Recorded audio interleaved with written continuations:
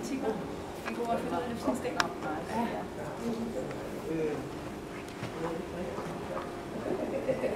Så også den første.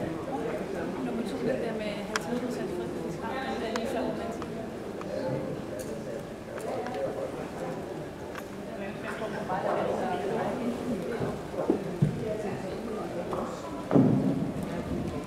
Og vi har nu fået katalognummer 143 i huset. Det er Village Dovina.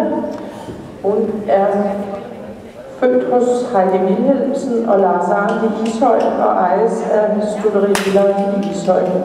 Faren er Buhorst og romantik. Mor er voksenladehop Chatels Corina.